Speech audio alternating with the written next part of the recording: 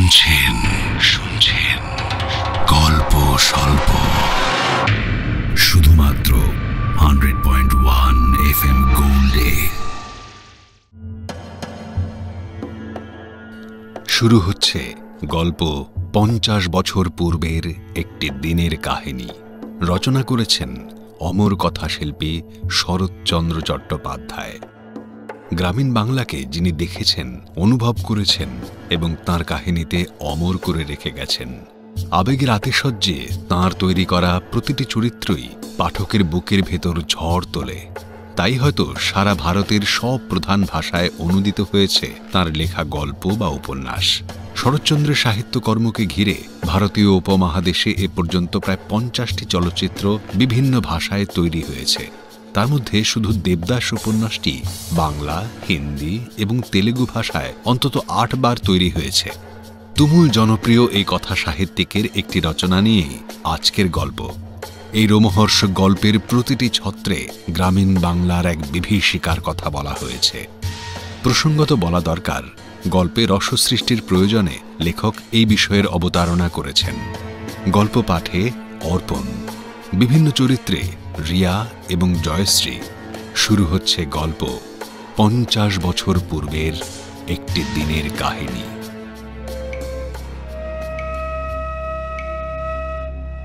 গল্প বছর 50 পূর্বের একটি দিনের কাহিনী।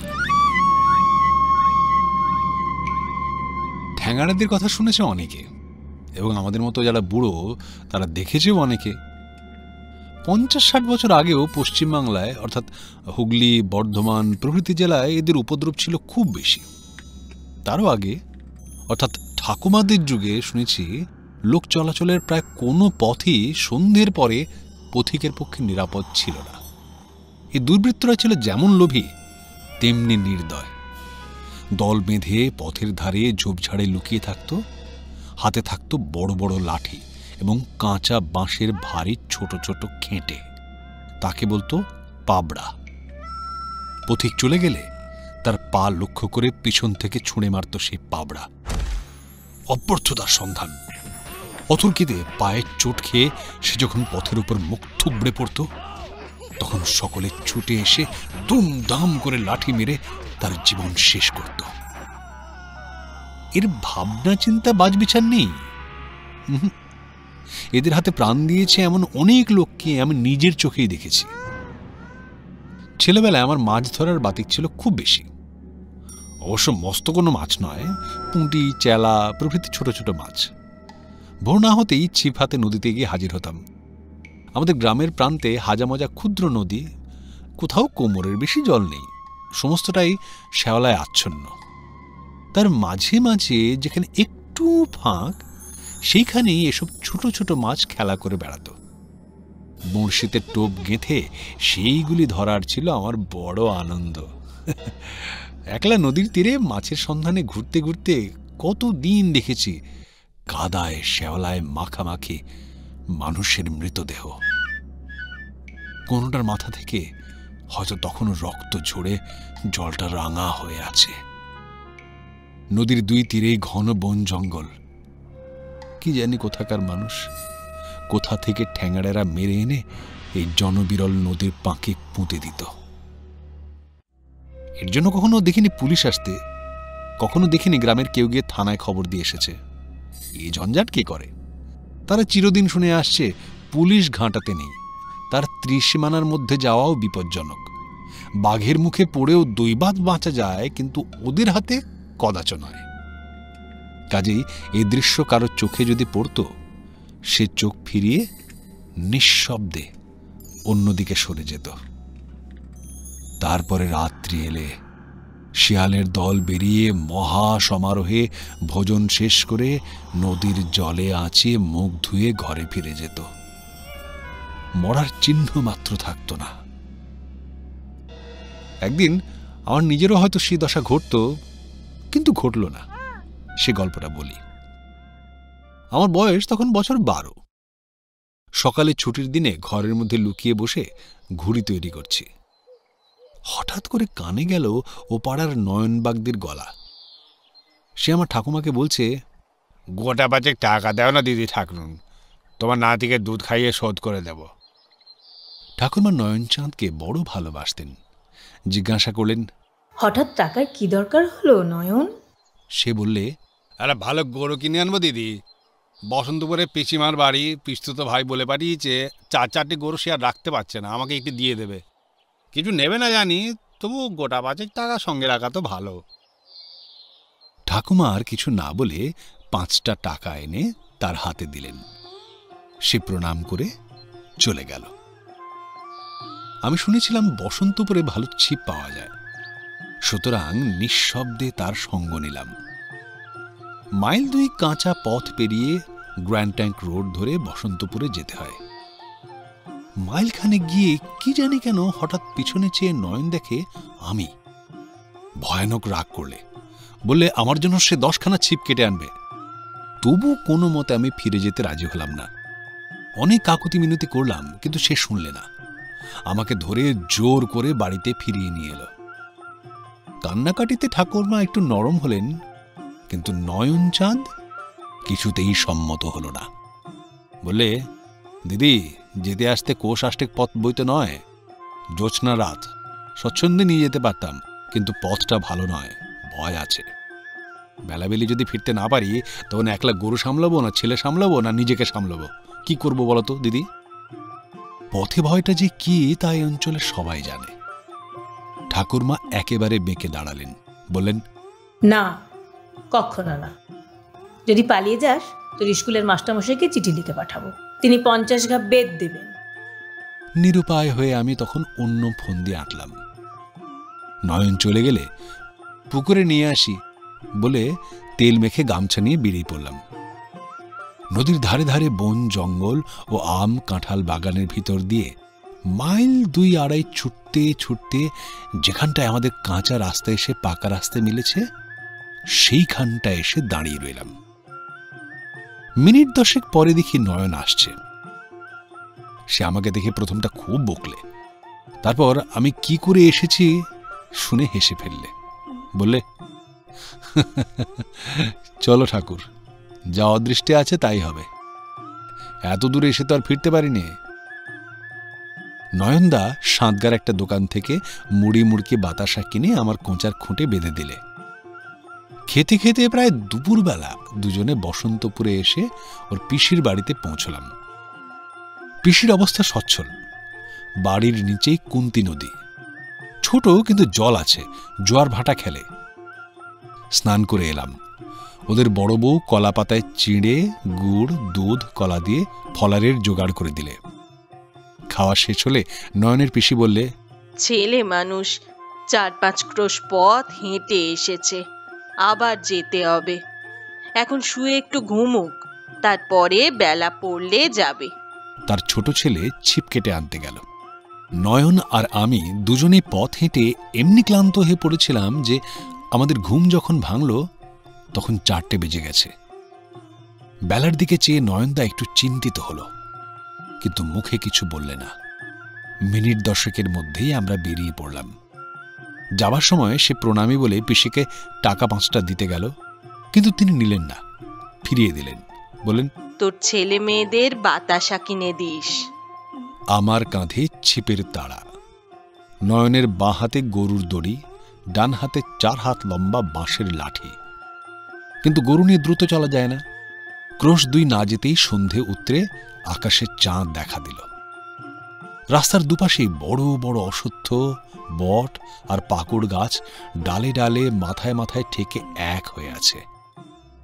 পথ অন্ধকার, শুধু কেবল পাতার ফাঁকে ফাঁকে জ্যোৎস্নার ম্লান আলো স্থানে স্থানে পথের উপর এসে পড়েছে। নয়ন বললে, দাদা ভাই, তুমি আমার বাঁদিকে এসে তোমার বাঁ হাতে গরুর দড়িটা ধরো, আমি থাকি তোমার ডাইনে। কেন নয়নদা? না, এমনি, চলো যাই। আমি ছেলে মানুষ হলে বুঝতে পারলাম নয়নদার কণ্ঠস্বরে উদ্বেগ পরিপূর্ণ। ক্রমশ পাকা রাস্তা ছেড়ে আমরা কাঁচা রাস্তায় এসে পড়লাম। দুপাশের বন জঙ্গল আরো ঘন হয়ে এলো। বহু প্রাচীন সুবৃহৎ পাকুড় গাছের সারি, মাথার উপরে পাতার অবিচ্ছিন্ন আবরণে কোথাও ফাঁক রাখেনি যে একটু চাঁদের আলো পড়ে। সন্ধ্যায় কৃষাণ বালকেরা এই পথে গরুর পাল বাড়ি নিয়ে গেছে। তাদের খুরের ধুলো এখনো নাকে মুখে ঢুকছে। এমনি সময়ে সুমুখে হাত 50-60 দূরে বিদীর্ণ কণ্ঠে ডাক এলো,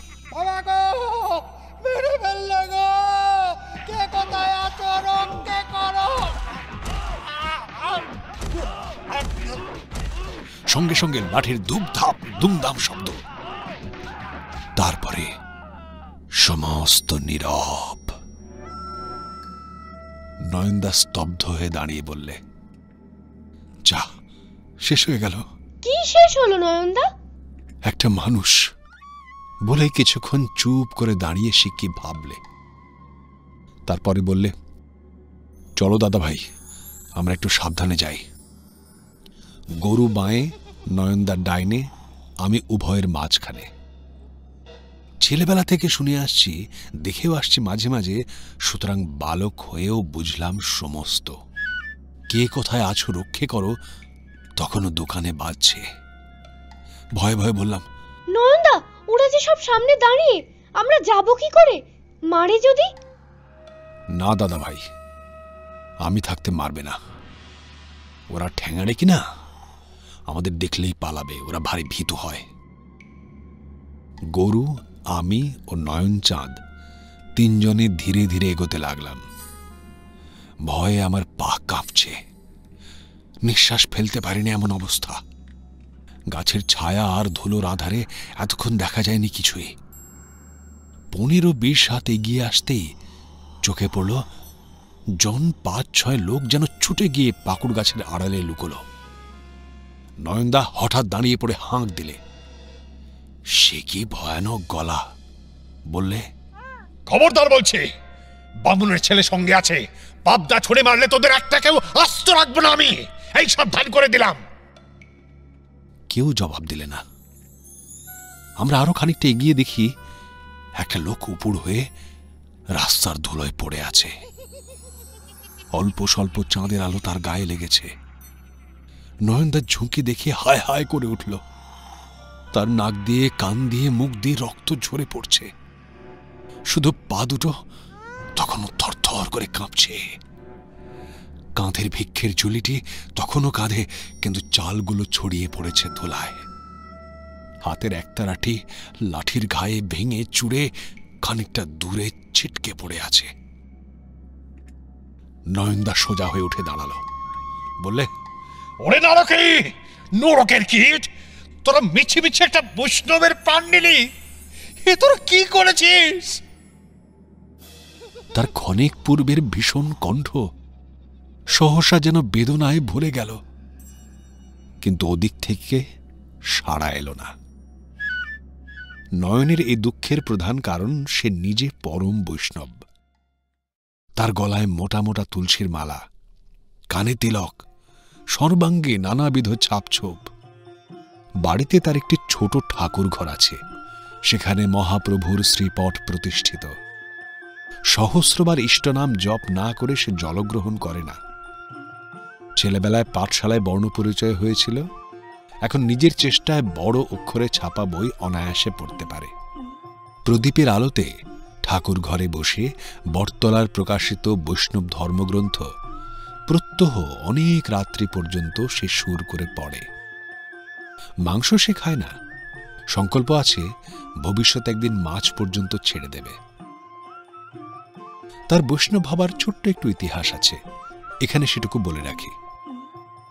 এখন তার বয়স 40-এর কাছে, কিন্তু যখন 25-30 ছিল তখন ডাকাতির মামলায় জড়িয়ে সে একবার বছরখানেক হাজতবাস করে।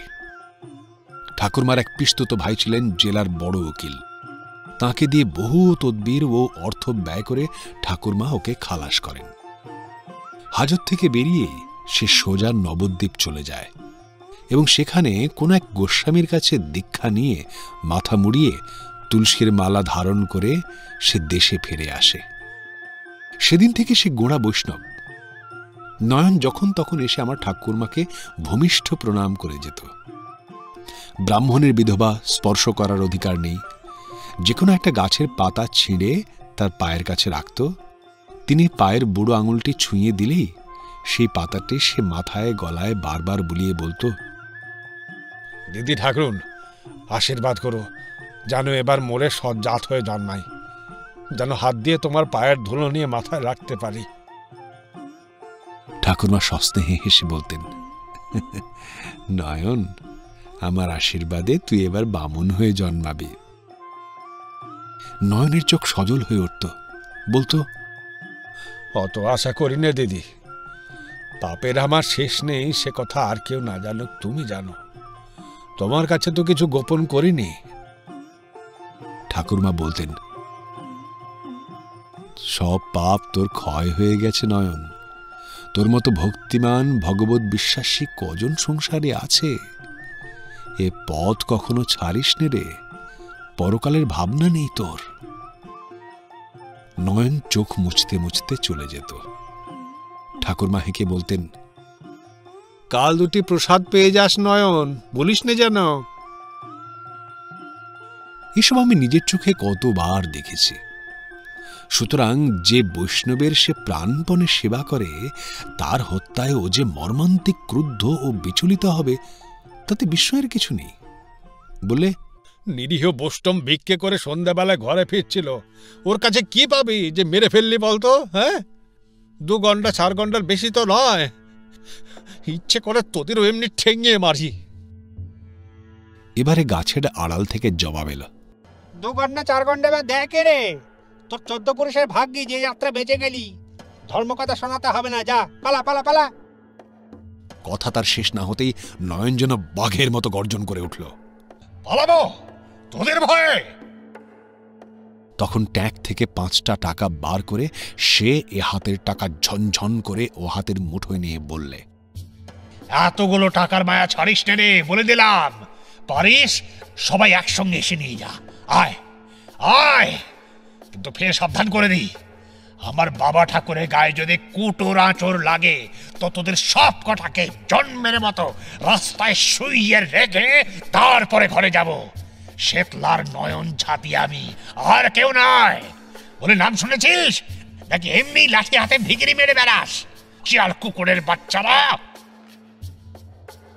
গাছের তলা একেবারে স্তব্ধ। মিনিট 2-3 স্থির থেকে নয়ন পুনরায় অধিকতর কটু সম্ভাষণে হাঁক দিলে, কিরে আসবি না টাকাগুলো টাকা নিয়ে ঘরে যাব? কোনো জবাব নেই। পথের উপরে 2-3 গাছা পাবড়া পড়েছিল। নয়ন একে একে কুড়িয়ে সেগুলো সংগ্রহ করে বলল, চলো দাদা, এবার ঘরে যাই, রাত হয়ে এলো। তোমার ঠাকুরমা হয়তো কত ভাবছেন। আরে দুদুর, ওরা সব শিয়াল কুকুরের বাচ্চা বই তো নয়, মানুষের কাছে আসবে কেন? তুমি 1 গাছা ছিপ হাতে তেড়ে গেলেও সবাই ছুটে পালাবে দাদা ভাই, চিন্তা করো না। ইতিমধ্যে আমার ভয় ঘুচে গিয়ে সাহস বেড়ে গিয়েছিল। বললাম, যাবো তেরে নয়নদা। নয়ন হেসে ফেললে, বললে, থাকবে দাদা, কাজ নেই, কামড়ে দিতে পারে। আমরা আবার পথ চলতে লাগলাম। নয়নের মুখে কথা নেই। আমার একটা প্রশ্নেরও সে হাঁ না ছাড়া জবাব দেয় না। খানিকটা এগিয়েই একটা বড় গাছতলার অন্ধকার ছায়া এসে সে থমকে দাঁড়ালো। বলল, না দাদা ভাই, চোখে দেখে ছেড়ে যাওয়া হবে না। বামুন বৈষ্ণবের প্রাণ নেওয়ার শোধ আমি নেব। কি করে শোধ দেবে নয়নদা? এক বেটাকে কি ধরতে পারবো না? তখন দুজনে মিলে তরেও ঠেঙিয়ে মারবো। ঠেঙিয়ে মারার আনন্দে আমি প্রায় আত্মহারা হয়ে উঠলাম। একটা নতুন ধরনের খেলার মতো। ওদের সম্বন্ধে কত ভয়ঙ্কর কথাই না শুনেছিলাম, কিন্তু সব মিছে। নয়নদা যেতে দিলে না, নইলে আমি তেড়ে গিয়ে নিশ্চয়ই একবারটাকে ধরে ফেলতে পারতাম। বললাম, নয়নদা, তুমি বেশ করে একবারটাকে ধরে থেকো, আমি একাই ঠেঙিয়ে মারবো। কিন্তু আমার ছিপ যদি ভেঙে যায়? নয়ন পুনরায় হেসে বললে, ছিপের গায়ে মরবে না দাদা, এই লাঠিটা নাও। বলে সে জোগাড় করা পাবড়ার এক গাছা আমার হাতে দিয়ে বললে, গরু নিয়ে এইখানে একটু দাঁড়াও দাদা ভাই, আমি এক্ষুনি 2-1 বেটাকে ধরে আনছি। কিন্তু হ্যাঁ, চেঁচামেচি কান্নাকাটি শুনে ভয় পেও না যেন। না, ভয় কি, এই যে হাতে লাঠি রইল। নয়ন বাকি পাবড়া দুটো বগলে চেপে ধরলে। তার বড় লাঠিটা রইল ডান হাতে।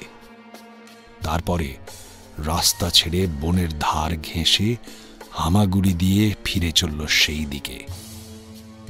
ঠ্যাঙাড়েরা ঠাউরে ছিল আমরা চলে গেছি।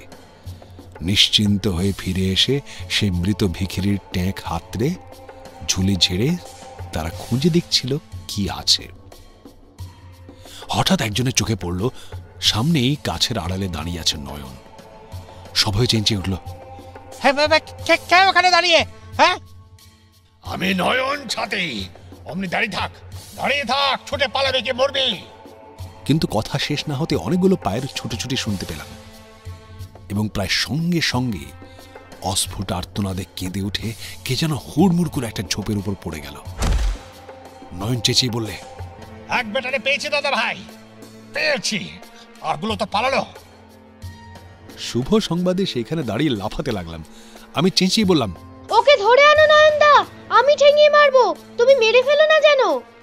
না দাদা, তুমি মেরো। আবার একটা করুণ শব্দ কানে এলো। বোধহয় নয়নের লাঠির খোঁচার ফল। মিনিট 2 পরে দেখি একটা লোক খোঁড়াতে খোঁড়াতে আসছে। তার পিছনে নয়ন চাঁদ। কাছে এসে হাও মাও করে কেঁদে উঠে সে আমার পা জড়িয়ে ধরলে। নয়ন টান মেরে তাকে তুলে দাঁড় করালে। এখন তার মূর্তি দেখে আমি ভয়ে শিউরে উঠলাম। মুখে তার কালি মাখানো, তাতে সাদা সাদা চুনের ফোঁটা দেওয়া, যেমন রোগা তেমনি লম্বা, পরনে শতছিন্ন ন্যাকড়া, তখনও কাঁদছিল। তার গালে নয়ন প্রচন্ড একটা চড় মেরে বললে, চুপ কর হতভাগা, যার জিজ্ঞাসা করছি তার জবাব দে। বল, কজন ছেলে, তাদের কি নাম, কোথায় ঘর, বল। লোকটা প্রথমে বলতে চায় না, কিন্তু পিঠে একটা গুঁতো খেয়ে সঙ্গীদের নাম ধাম গড় গড় করে বলে গেল। নয়ন বললে, মনে থাকবে, ভুলবে না, একদম ভুলবো না। এখন বল, বষ্টম ঠাকুর পড়ে গেলে নিজে তুই কখানা বাড়ি দিয়েছিলি? 5-7 ঘা হবে বোধহয়। নয়নচাঁদ দাঁত কড়মড় করে বললে, আচ্ছা, 5-7 ঘাই সই। এবার ঠিক তেমনি করে শো, যেমন করে বষ্টম ঠাকুরকে শুয়ে থাকতে দেখলাম। দাদা ভাই, এগিয়ে এসো, ওই খেটে লাঠিটা দিয়ে 5-7 ঘাই সাবার করা যায়, কিন্তু দেখবো তোমার হাতের কেমন জোর। এই তুই বেটা দেরি করছিস কেন? শুয়ে পড়। বলেই তার কান ধরে টেনে রাস্তায় বসালে। তারপর নিজে সে শোয়ার আগেই প্রচন্ড গোটা 2-3 লাথি মেরে পথের ধুলোর উপরে তাকে ফেলে দিলে। বললে, দেরি করো না দাদা, মাথা তাক করে মারো, 2-3 ঘাড় বেশি লাগবে না, মারো। নয়নদার গলার স্বর গেল বদলে। চোখ মুখ যেন অন্য কারোর। চেহারা দেখে গায়ে কাঁটা দিল। নতুন খেলা শুরু করব কি? ভয়ে হাত পা কাঁপতে লাগলো। কাঁদো কাঁদো হয়ে বললাম, আমি পারবো না নয়নদা। পারবে না? তবে আমি শেষ করে দিই। না না না নয়নদা, না, মেরে ফেলো না। কিন্তু লোকটা লাথি খেয়ে সেই যে শুয়ে পড়েছিল, আর নড়ে চড়েনি, প্রাণভিক্ষেও চায়নি, একটা কথা পর্যন্ত বলছে না। বললাম, চলো ওকে বেঁধে নিয়ে থানায় ধরিয়ে দিই গে। শুনে নয়নদা যেন চমকে উঠল। থানায়? পুলিশের হাতে? হ্যাঁ, ও যেমন মানুষ মেরেছে, তারাও তেমনি ওকে ফাঁসি দিক, যেমন কর্ম তেমন ফল। নয়ন খানিকক্ষণ চুপ করে রইল। তারপরে তাকে একটা লাঠির ঠেলা দিয়ে বললে, ওরে ওঠ ওঠ। কিন্তু কোনো সাড়া নেই। নয়ন বললে, ব্যাটা মরে গেল নাকি? যে দুর্বল সিং, 2 দিন হয়তো পেটে এক মুঠো অন্ন নেই, আবার পথে এসেছে লোক ঠ্যাঙাতে। যা বেটা, দূর হ, উঠে ঘরে যা। সে কিন্তু তেমনি পড়ে রইল। নয়ন তখন হেঁট হয়ে তার নাকে হাত দিয়ে বললে, না, মরেনি মরেনি, অজ্ঞান হয়ে আছে। জ্ঞান হলে নিজে নিজেই ঘরে চলে যাবে। চলো দাদা, আমরাও ঘরে যাই, অনেক দেরি হয়ে গেল, ঠাকুরমা ভাবছে। পথে যেতে যেতে বললাম, কেন ছেড়ে দিলে নয়নদা? পুলিশে ধরিয়ে দিলেই তো বেশ হতো। কেন দাদা ভাই? বেশ ফাঁসি হয়ে যেত। খুন করলে ফাঁসি হয়, আমাদের পড়ার বইয়ে লেখা আছে। আছে নাকি দাদা? আছে বই কি, চলো না বাড়ি গিয়ে তোমাকে বই খুলে দেখিয়ে দেব। নয়ন বিস্ময়ের ভান করে বলল, বলো কি দাদা, একটা মানুষ মারার বদলে আরেকটা মানুষ মারা? হ্যাঁ তাই তো, সেই তো তার উচিত সাজা, আমরা পড়েছি যে। নয়ন একটুখানি হেসে বললে, কিন্তু সব উচিতে যে সংসারে হয় না দাদা ভাই, হয় না। কেন হয় না নয়নদা? নয়ন হঠাৎ জবাব দিলে না, একটু ভেবে বললে, বোধহয় জগতের সবাই ধরিয়ে দিতে পারে না বলে। কেন যে পারে না, কেন যে মানুষে এ অন্যায় করে, সে তত্ত্ব সেদিনও জানিনি, আজও জানি না। তবু এই কথাটাই ভাবতে ভাবতে খানিকটা পথ চলার পরে জিজ্ঞাসা করলাম, আচ্ছা নয়নদা, ওরা ফিরে গিয়ে আবার তো মানুষ মারবে? নয়ন বললে, না দাদা, আর মারবে না। আমি বেঁচে থাকতে এ কাজ ওরা আর কখনো করবে না। জবাবটায় খুব একটা খুশি হতে পারলাম না। ফাঁসি হয়েছিল আমার মনোপুত। বললাম, কিন্তু ওরা বেঁচে তো গেল, শাস্তিই তো হলো না। নয়ন অন্যমনস্ক হয়ে কে যেন ভাবছিল, বলল, কে জানে, হবে হয়তো একদিন। পরক্ষণে সচেতন হয়ে বললে, আমি তো এর উত্তর জানি না দাদা ভাই, তোমার ঠাকুরমা জানেন। তুমি বড় হলে তাকে একদিন জিজ্ঞাসা করো। আমার কিন্তু বড় হবার সবুর সইল না। বাড়িতে পা দিয়ে সমস্ত বিবরণ, শুধু হাত পা কাঁপার অবান্তর কথাগুলো বাদ দিয়ে হাত পা ছুঁড়ে লাফিয়ে ঝাঁপিয়ে আমাদের ঠ্যাঙাড়ে বিজয় কাহিনী বর্ণনা করে ঠাকুরমাকে সবিস্তারে বুঝিয়ে দিলাম যে গরু কিনতে গিয়ে আজ কি কাণ্ড ঘটেছিল। আগাগোড়া মন দিয়ে শুনিয়ে তিনি কেবল একটা নিঃশ্বাস ফেলে আমাকে বুকের কাছে টেনে নিয়ে স্তব্ধ হয়ে রইলেন। নয়ন এতক্ষণ চুপ করে শুনছিল। আমার বলা শেষ হতে টাকা 5টি ঠাকুরমার পায়ের কাছে রেখে বলল, গরুটা এমনি পেলাম, তোমার টাকা তোমার কাছে ফিরে এলো দিদি। না নিলেন পিসিমা, না নিলে তোমার মেজ বউয়ের ভাইয়ের দল পথে। ঠাকুরমা একটু হেসে বললেন, দেখা হলে মেজ বউকে জানাবো, কিন্তু ও টাকা আমিও নেব না নয়ন, ও তো ঠাকুরের ভোগে লাগাগে যা।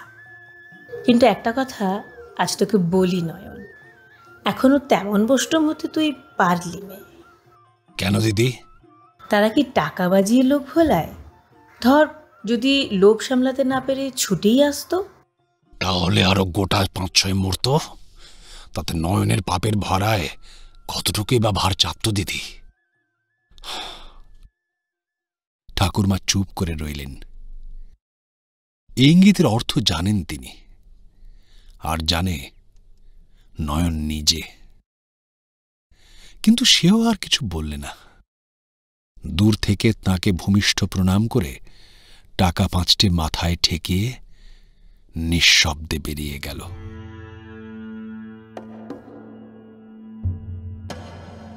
এতক্ষণ শুনছিলেন গল্প 50 বছর পূর্বের একটি দিনের কাহিনী। লিখেছেন শরৎচন্দ্র চট্টোপাধ্যায়। গল্প পাঠে অর্পণ। বিভিন্ন চরিত্রে রিয়া এবং জয়শ্রী।